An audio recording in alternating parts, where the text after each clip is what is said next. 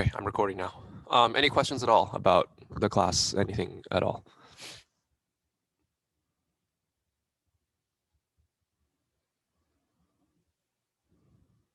Okay, cool.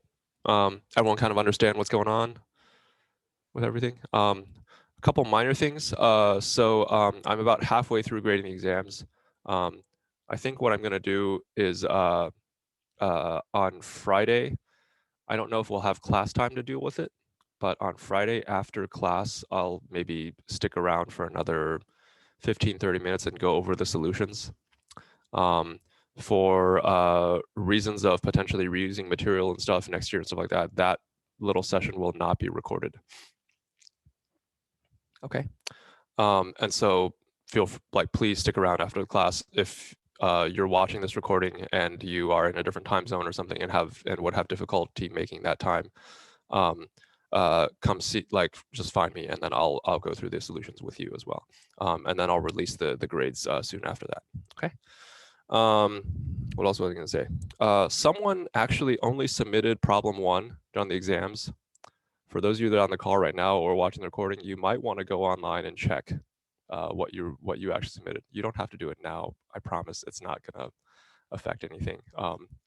This is clearly a clerical error and something. And so if you forgot to submit question 2 or 3, please, I'm almost certainly not going to penalize you unless I see blatant evidence that you've been working on it for the past week.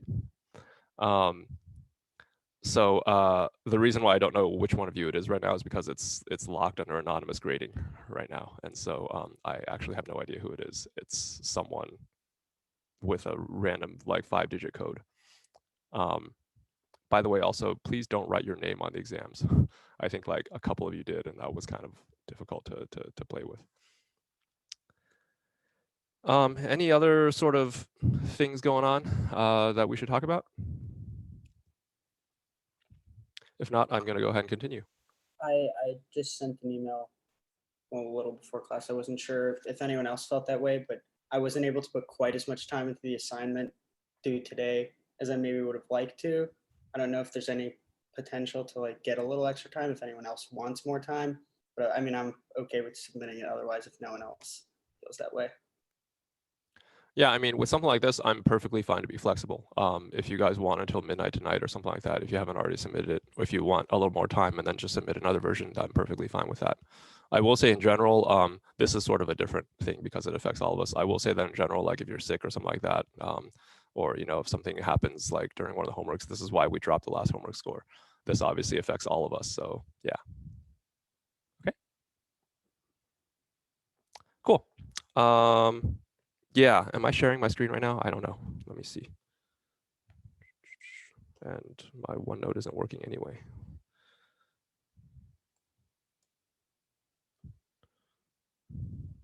Okay, let me make sure I'm sharing. Where am I at? Right here.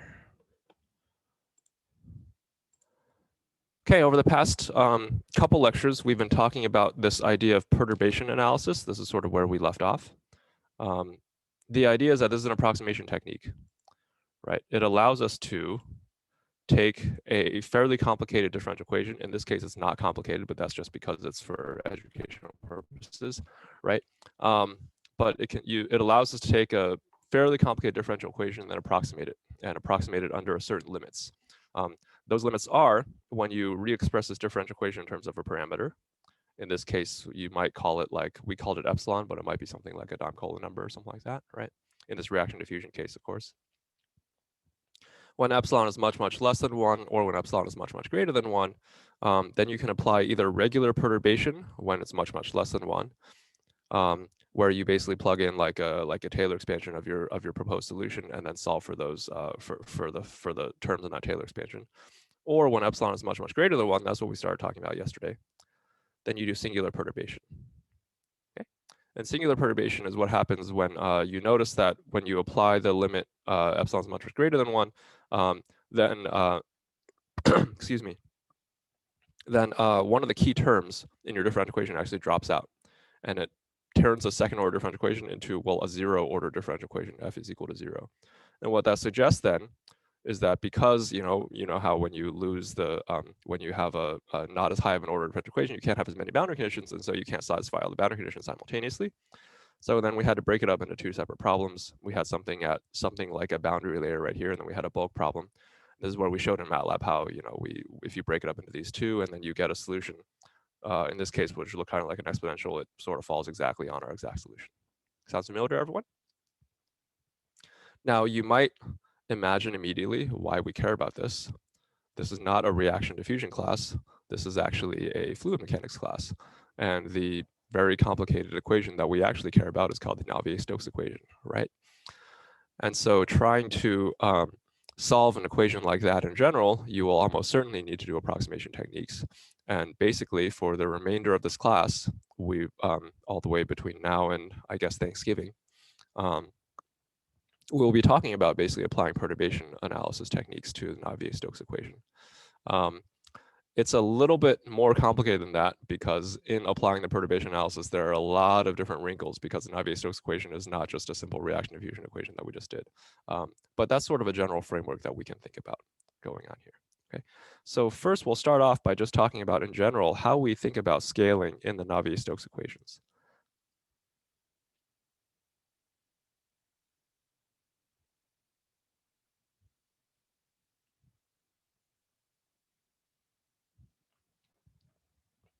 Okay, here's a Navier-Stokes equation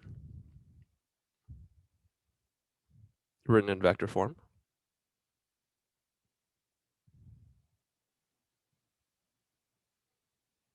Okay, or just to make our lives easier, you guys might have noticed that a lot of times in this class we deal with steady flows. And so let's restrict our analysis to just steady flows. So in the material derivative, the dv dt lowercase can be ignored, okay?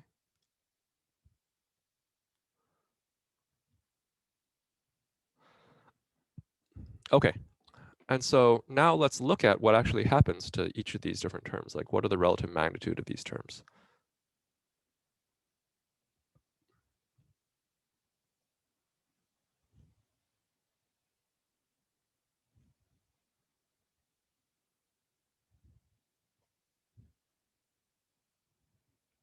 Okay.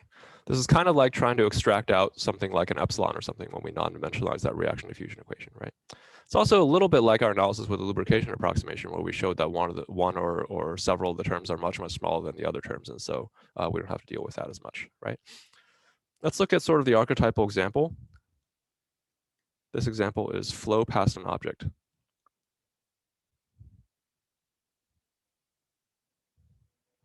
And for a lot of the rest of this class, we're actually just going to be thinking about this particular example. In this example, let's say we have some sort of arbitrary shaped object like that with some fluid flowing past it at a speed of u, okay? And the object perhaps has dimensions, has some sort of length scale of L. It's arbitrary shaped, it could be an X or Y or whatever, right? So in a scenario like this, you can imagine, as we've drawn here, that there is some characteristic length. Obviously that's going to be L. You would have some characteristic velocity. That's going to be U, right? And there are other factors in this Navier-Stokes equation as well. There's the pressure, right? We don't know exactly what the characteristic pressure would be. That might be something that we solve for. But for now, let's just assign a variable to it. So we'll call that capital pi. Okay. If we wanted to non-dimensionalize an Navier-Stokes equation in the same way that we've done all of our other equations,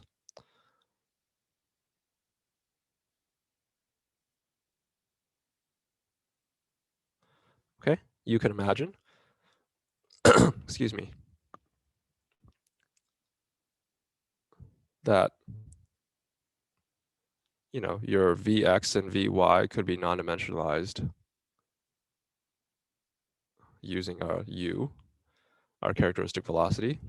Our lengths, for instance, our positions could be non-dimensionalized in terms of our length.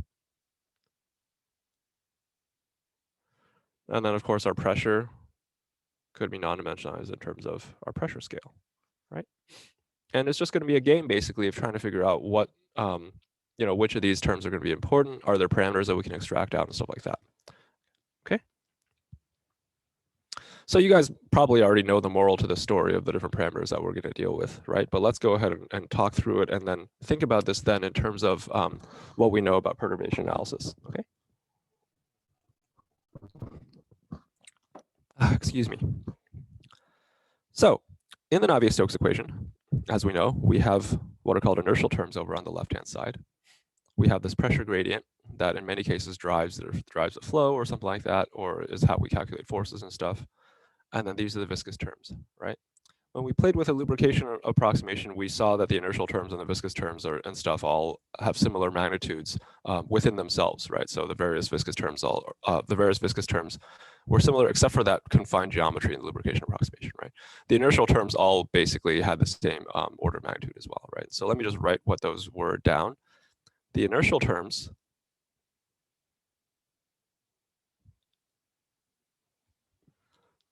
here's one of them, for instance. I'm just going to pick a random one,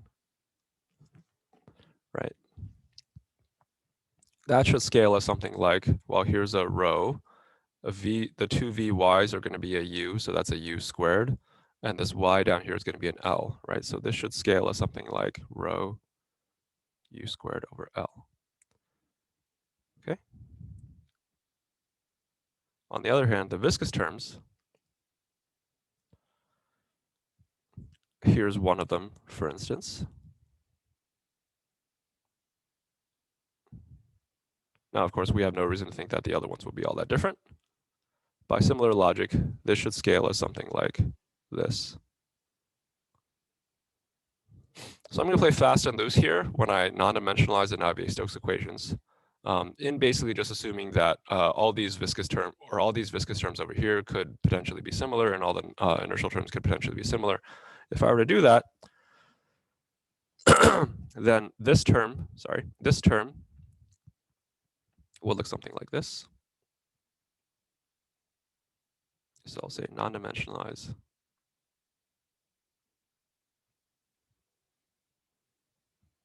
the Navier-Stokes equations. Okay. What we get is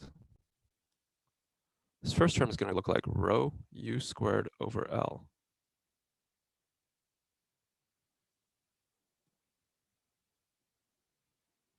Times that, right? We're using all the non-dimensional variables. This gradient del here is also non-dimensional because it means that the denominator and all the derivatives are going to be in terms of dx squiggly instead of dx, for instance, right? By similar logic, the pressure gradient term would have 1 unit of pressure on the top and 1 unit of length on the bottom, times our non-dimensional thing. Okay. And the viscous terms are going to look like this.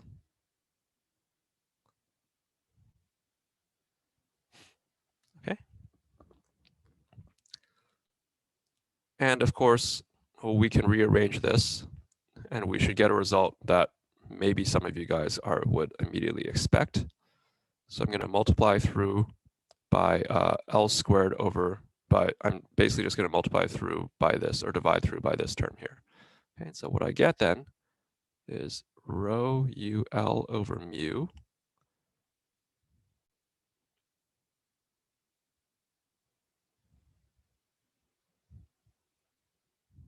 times this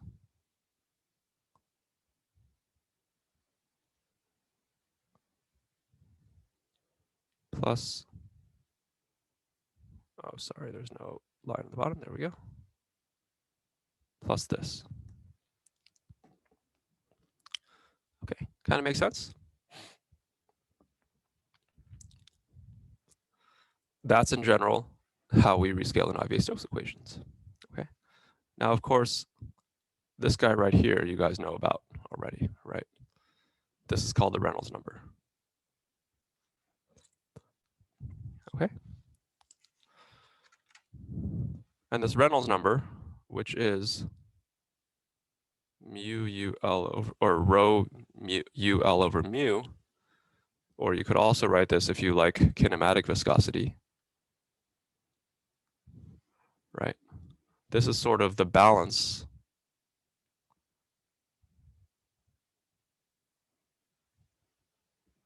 between inertial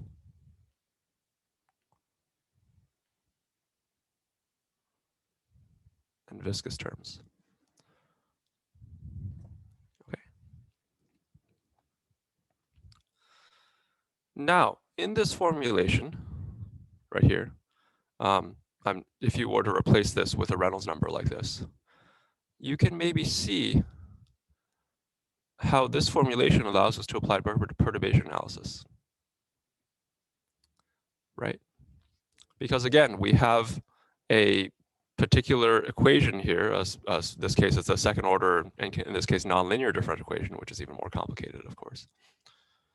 But it's depending on one parameter here. And so we could look at what happens when this parameter is much, much less than 1, or what happens when this parameter is much, much greater than 1, right? And so let me look at those two limits. Okay. So if the Reynolds number is much, much less than 1, okay, then what this means is we're going to neglect the inertial terms,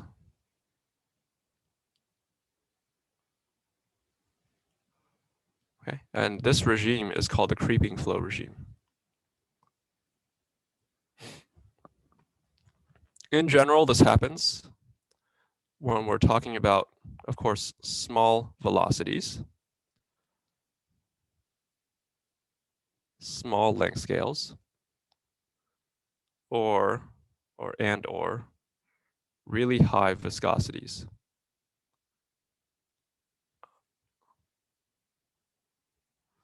Either kinematic or viscous. Okay.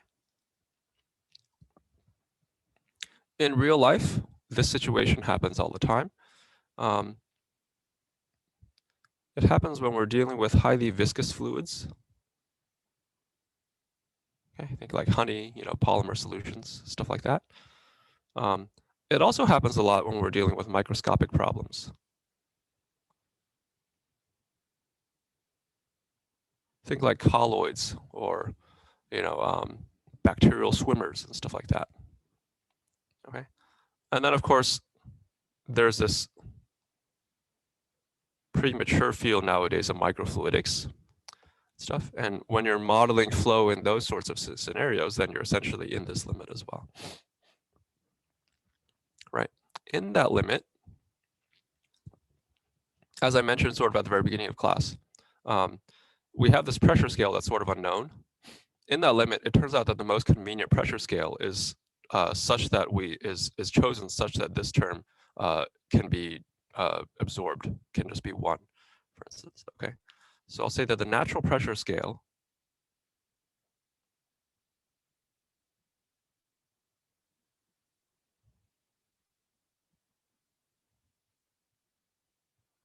is pi equals mu u over L. Okay. Then the Navier-Stokes equations become, well, we're left with this Reynolds number right here.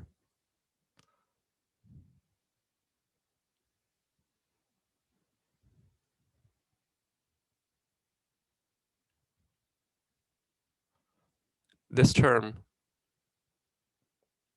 the pressure thing sort of cancels out, and so we just have this.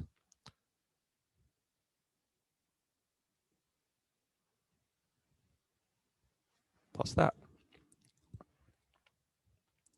And you can see how, in this case, the Reynolds number, if the Reynolds number is small or something, then you could do a perturbation analysis to figure out what would happen at the small Reynolds number case, right? And to remind you what a perturbation analysis would look like, you would take the velocity and expand it in orders of Reynolds number. You would have velocity v0 plus v1 times the Reynolds number to the first power plus v2 times the Reynolds number to the second power and stuff like that. Plug it in here, and then perhaps be able to approximate what a solution would actually be. Okay, we may get to this at the very end of our class. Okay, and there's actually a lot of subtlety that happens when we do this. It's really interesting when we do this regular perturbation analysis, right? But for now, I'll just say the natural suggestion then is to, I'll say apply regular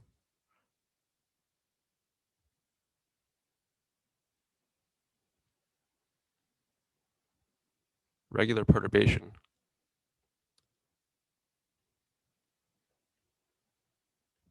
to approximate the solution when Reynolds number is much, much less than 1. Right? The first term of the regular perturbation expansion, trying to figure out what V0 is, the order of Reynolds number to the first to the 0 power, for instance. In that case, is what happens when the Reynolds number is actually equal to 0, right? So I'll say for very small,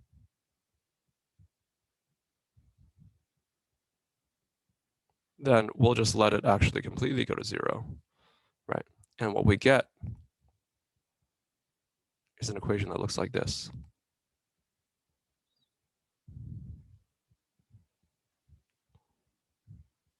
And I've dropped my squigglies because it's a, I actually put it back in dimensional form. Like the mu is in here now, okay? But you could also keep the squigglies in there if you wanted to and do it in non-dimensional form. This equation kind of deserves a box. This is called the creeping flow equation.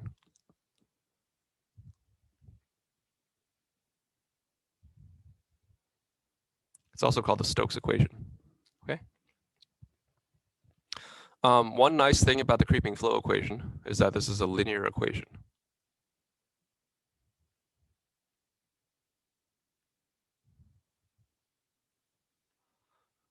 Okay, that has several different implications. And we'll get to this later on when we actually start talking about the creeping flow equations and stuff. One thing to note, for instance, is that because it's a linear equation, by the way, you guys see that it's a linear equation here, right? There's no terms in here where velocity is multiplied by itself, whereas right here, there is a velocity multiplied by itself, right?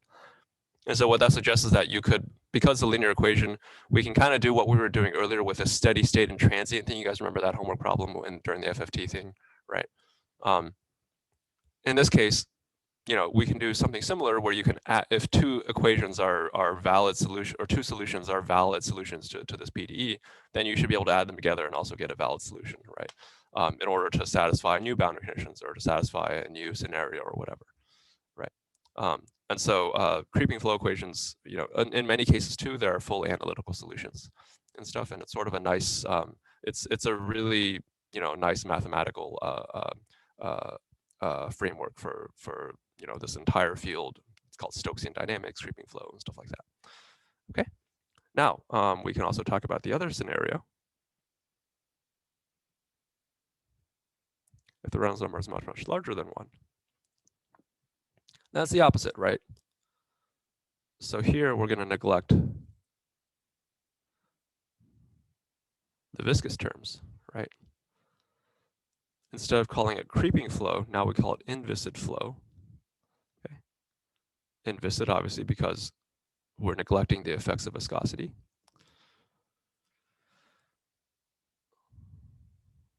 What we have here is large velocities, large length scales,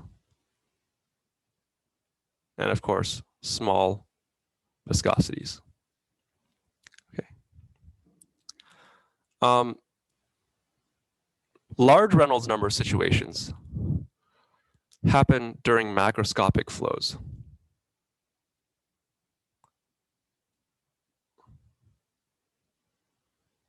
Or everyday flows. So when you're just like walking and the wind blows past you, or you're looking at, let's say, a waterfall, or just any sort of water flowing under normal circumstances, we're actually usually in the relatively large Reynolds number limit. Okay. Mechanical engineers really like really like inviscid flows because in things like aerodynamics, for instance, and in a lot of the textbooks on inviscid flow and stuff, it actually use these as use aerodynamics as like an archetypal example. Okay. In that case, the natural pressure scale here is not going to be mu u over L if we stare at this original equation right here, right?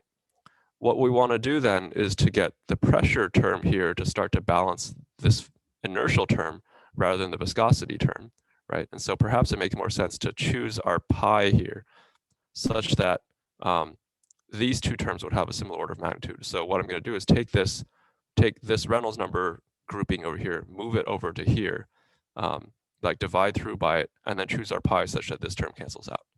Okay. The solution to that, actually,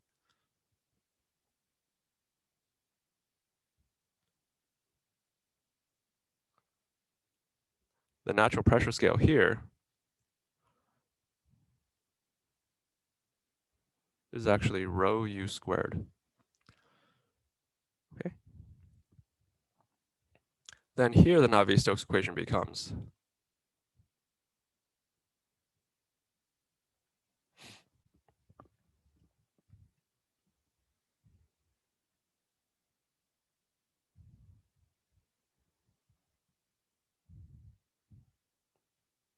again, all the parameters in front of the pressure term cancels out by design. That's why we picked our pi to be that.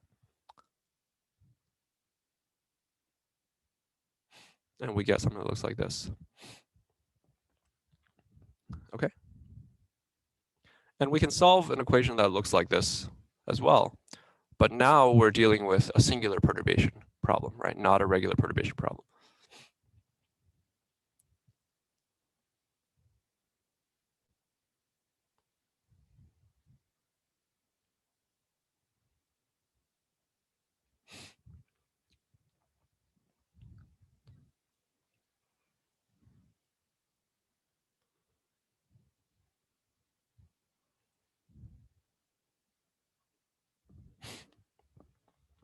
We can apply a singular perturbation to approximate when the Reynolds number is much, much greater than 1. To remind you from our lecture on Monday, singular perturbation is what you get, is what happens when you actually have to reduce the order of your overall differential equation, right? That's what we're doing here, right? If we were to just say that the Reynolds number is going to be infinity, let's say, or just getting to be really large, then 1 over Reynolds number becomes 0 here, right? And then this differential equation, which originally is a second order differential equation, right? Note the second derivative right here. This differential equation then actually becomes a first order differential equation because this term would actually just go away, right? And for the same reasons that we dealt with in our example, on Monday with a reaction diffusion problem, then we can no longer satisfy all the boundary conditions. And so then we have to break up our solution into multiple regimes. One of those is typically close to the boundary. And that's where an entire, unit that we're going to have to deal with in this class called boundary layer theory that perhaps you guys have heard of a little bit in undergrad as well comes in, right? All about trying to match the singular perturbation expansion when 1 over Reynolds number is actually just thrown to 0 with what happens at the actual boundary, right? And so, that we'll probably spend like at least a handful of lectures on playing with there as well, right? And so what this means is that we'll need to break up problem into a bulk solution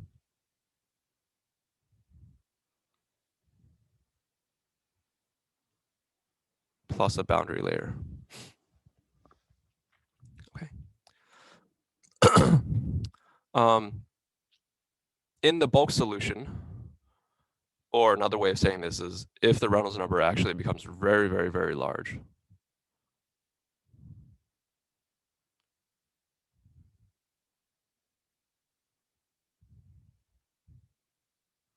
for a very, very large Reynolds number, right? Sorry. We can let 1 over Reynolds number go to 0, kind of like before where we let Reynolds number go to 0. Okay. And that then results in an equation that looks like this. And again, I'm going back into the units because although we dealt with this analysis in the non-dimensional form, it should still apply in the unit form as well. Okay, and so this equation here also has a name. You could call this the inviscid flow equation. You could also call this Euler's equation.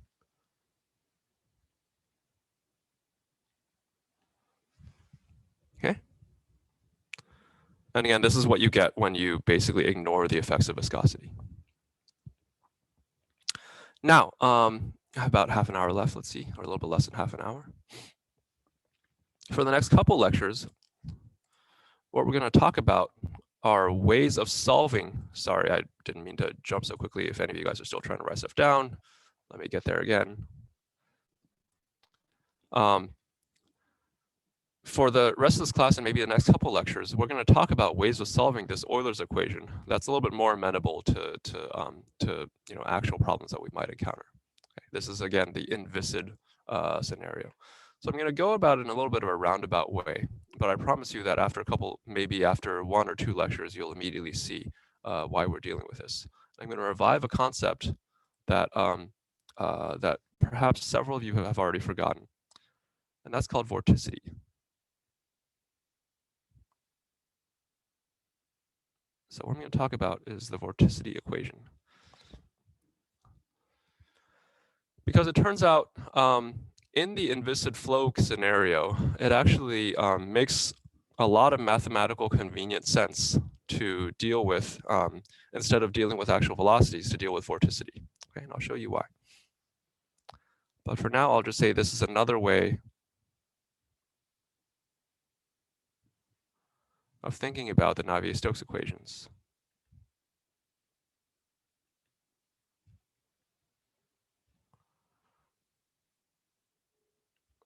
Which is particularly useful,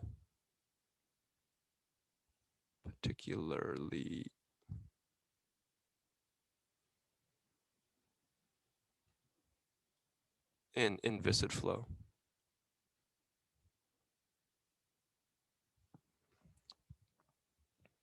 Okay, we can actually get there directly from the Navier-Stokes equation. Okay, so just to repeat myself a little bit,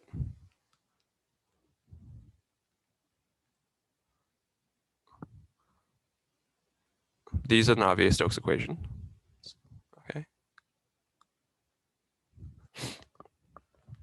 and we're going to apply several identities to actually express this equation now in terms of vorticity.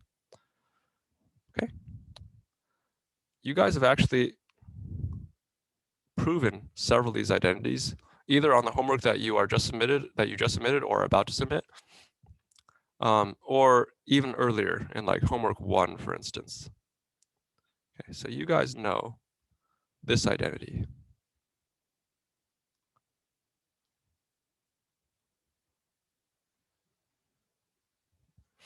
Right? Sound familiar? Can't remember if this was homework 1 or 2, but earlier homework. Okay, I'll just say earlier homework.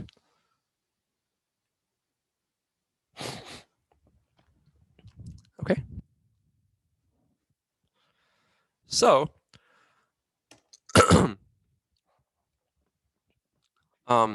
in fluid mechanics, of course, we know that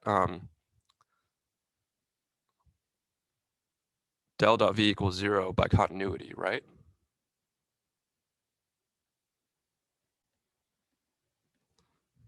Okay.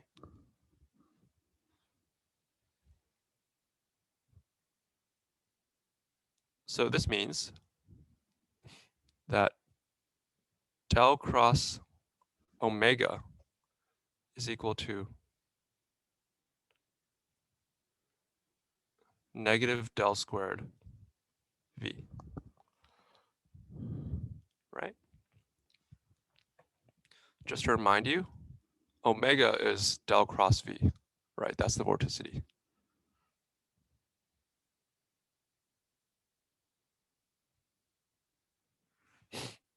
Right? So the Navier-Stokes equations can actually be simplified a little bit.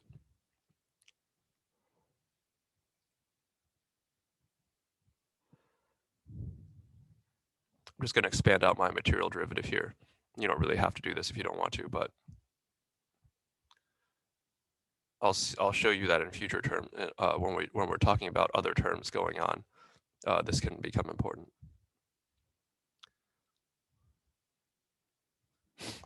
So I can basically substitute this result into this term right here. Okay. All right. There's another identity.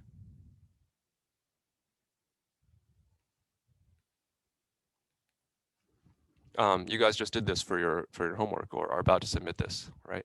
You guys showed that v.del v can be written like this.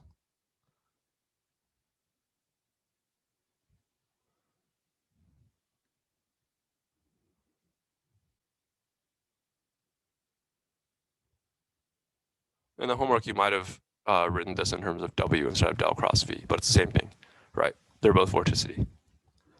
Okay. So what that means then is that I can substitute that into this term here, right?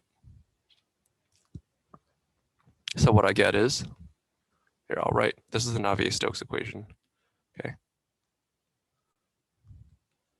Just to keep our math organized. The Navier-Stokes equation becomes this.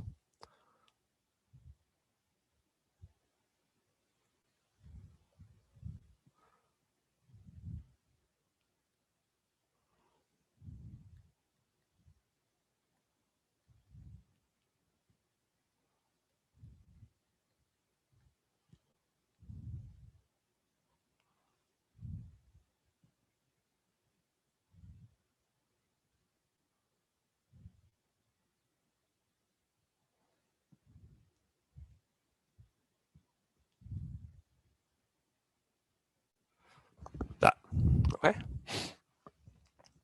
I did a couple things at the same time, but hopefully it's not a big deal for you guys. This is v.del v. And so I'm basically just plugging this guy in here. I'm plugging this identity into that term right here. Okay. This is just the definition of curly p. Okay, if you don't remember how that works, go back to the when we first derived curly p and then mention that. Okay. And then this is, of course, just the same as what we had up here. This means that we can simplify this a little bit. Okay, I'm going to divide through by row, and I'm also going to do a little bit of a rearrangement. Okay. I get this.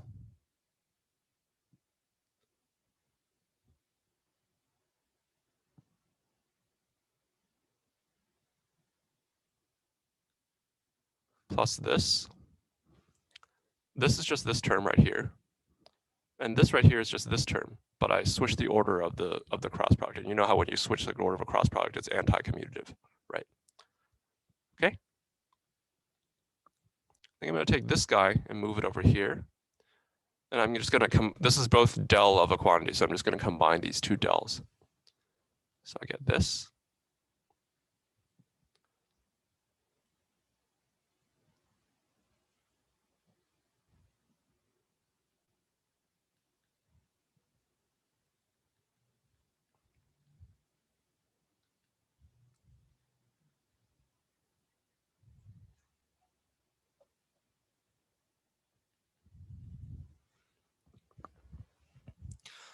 Okay. Hopefully you guys see where that's coming from. And then I'm just going to introduce a new variable. This grouping here, you'll see a lot in our analysis. So I'm just going to introduce a new variable there to make things a little bit more tidy. Sorry, that should be a vector.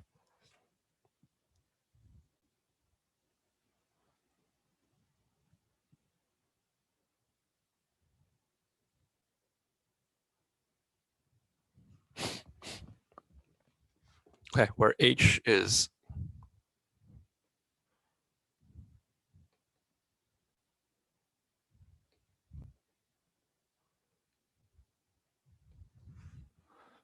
okay. Another way of writing this H here is this.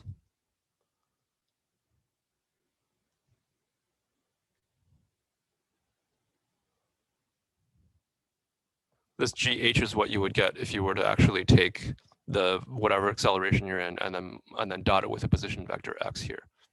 right? You can maybe see how this looks a little familiar now, perhaps, right? In a place with constant h, for instance, then you might expect that pressure is equal to rho gh plus 1/2 velocity or something like that, right? But we'll get to that later on. Okay. Here the h is something like a depth in your fluid or something like that, right? But that doesn't quite matter quite yet. Okay, well, we can leave that in there. Okay. This is the equation that we're at right now. This is all just vector identities and stuff, right? Nothing new has happened yet. What we're also going to do is take the curl of this overall equation. Okay.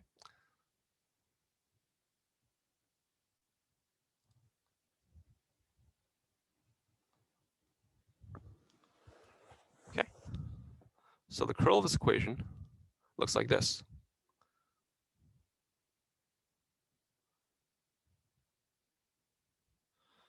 Okay. Curl of that first term.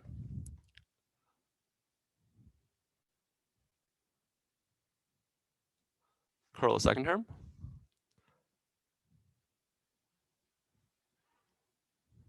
Curl of the first term on the right.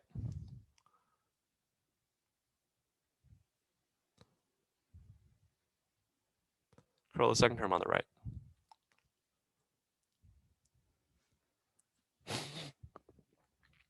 Okay, we have some new identities that we're going to need as well. Okay. And again, these are all just going to be used to simplify our equation here.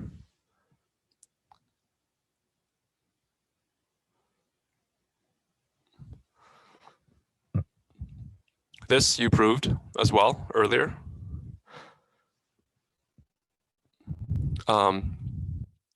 You also know we can also use this exact same identity again.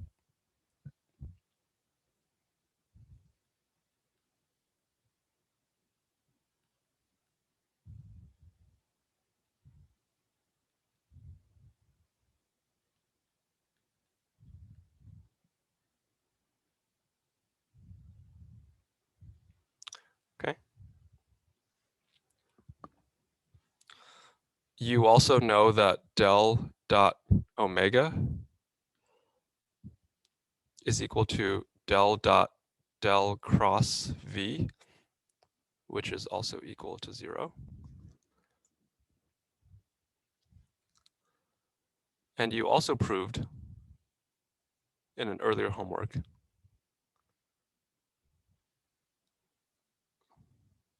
that the curl of a cross product can be written like this.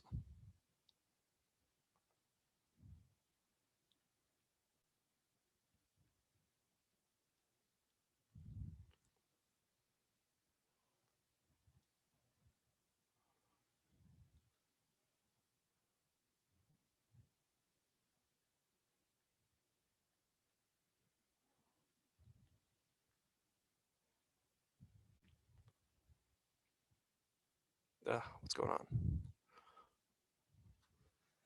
Okay. And I'll just say these are all from an earlier homework.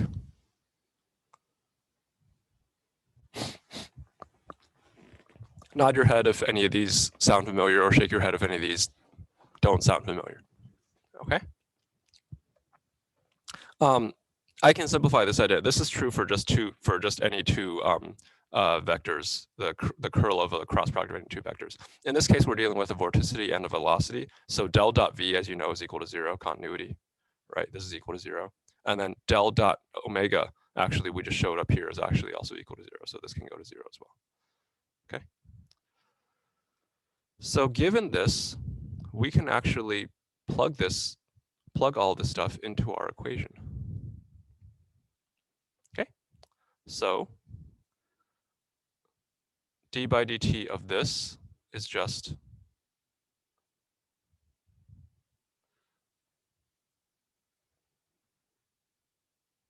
d omega dt by definition, right? Del cross v is omega, that's the vorticity.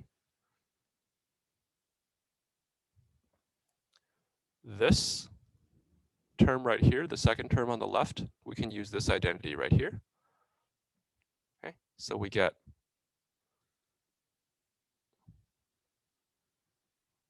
v dot del omega minus omega dot del v, but I'm going to put that on the other side of the equation, okay?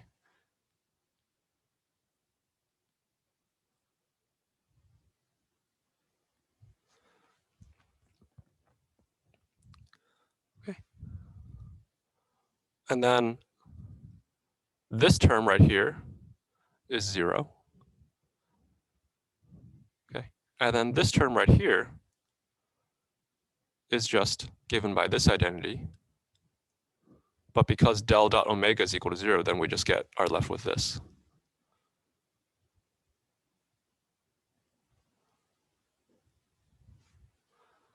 Okay. And so the reason why I wrote it like this is because this over here is a material derivative. So on the left-hand side, we have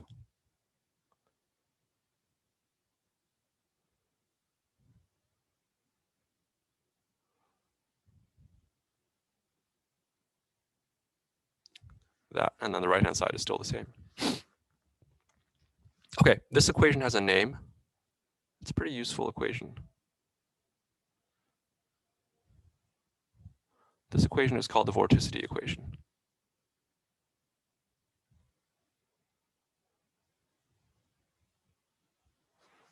It basically tells us, all we've done so far is just vector identities. Okay, so this should be as true as the Navier-Stokes equation are true in general. Okay, it basically just tells us how vorticity moves in a fluid, not just how the velocity changes. So you could potentially solve this equation with suitable boundary conditions and et cetera, right? On the vorticity and actually get a vorticity profile, right? And then you could take some sort of integral or something like that, and then solve for the velocity and stuff. In certain cases, and in cases that I'm going to talk about right now, this actually becomes more effective, more efficient than normal, right? So for example, let's look at 2D flows, right?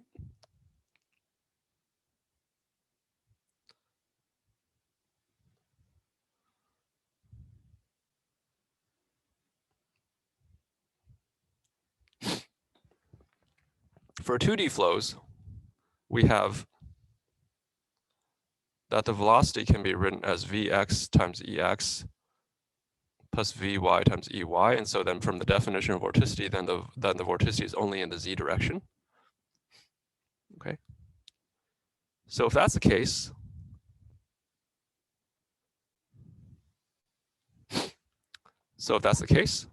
then what that means is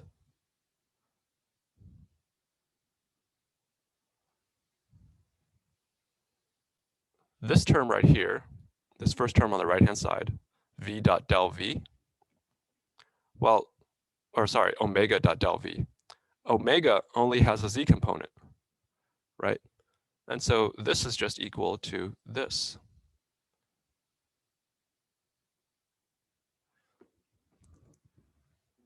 Right? Normally it would be, omega x times dv dx plus omega y times dv dy plus omega z times dv dz. But there's no omega x or omega y, right?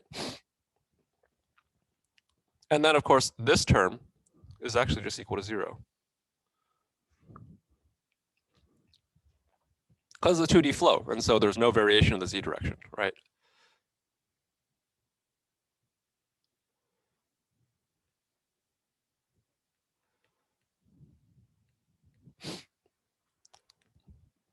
Okay, and so the vorticity equation actually reduces down to something that's really, really simple.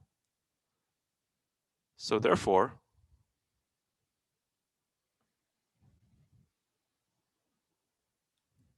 this is true for 2D flows, right? This equation might look kind of familiar to you guys. Excuse me. It's the general equation.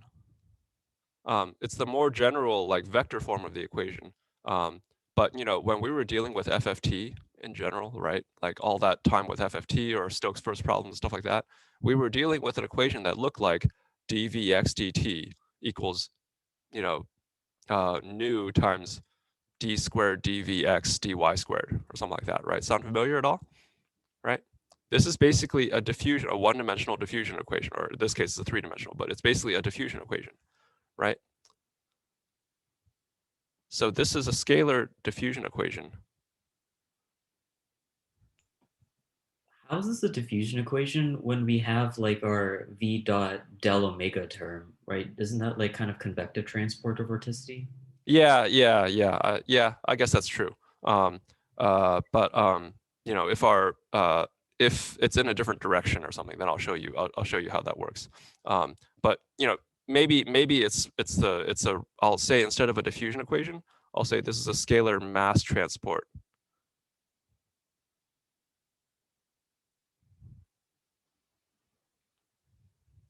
equation for the transport of vorticity. Does that kind of make more sense? This is the equation that you would write down if you had like a concentration of some species and you cared about how it moved through a fluid field. Does that kind of make sense? Right. You know, if you were to take a heat and mass transfer class, this is exactly the equation that you would derive. If you don't believe me, or if you don't, you know, if you guys don't like this formulation, let me remind you. Stokes' first problem said this. Yeah, let me actually say Stokes' first problem first.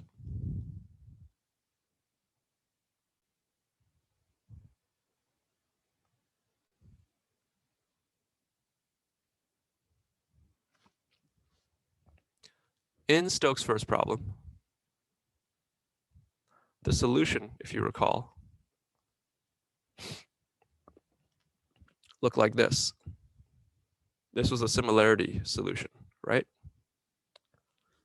This is what happens when you have a semi-infinite fluid and then at time t equals 0, the fluid is suddenly moved to the right at a speed of u, right? And at the time we analyzed this, we also analyzed the vorticity profile. And what we found was that the vorticity initially was all concentrated at the surface here, and then eventually diffused out over time, like that, right? Does it sound familiar at all? If it doesn't sound familiar, I'd be happy to page back, but it'll take me forever to actually find it. So let's not deal with that. But we calculated at the time what the vorticity would be. Okay. And what we found was that it satisfies an equation that looks like this.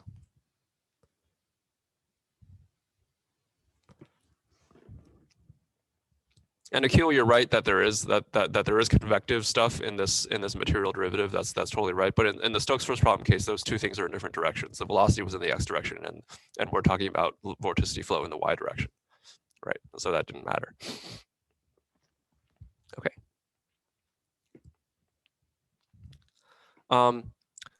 And so it's kind of an interesting way of thinking about a problem, about the Navier-Stokes equations, right? So I'm actually going to end here, but I just want to summarize by saying that the vorticity equation allows us now to formulate our fluid flow problems now in terms of the vorticity.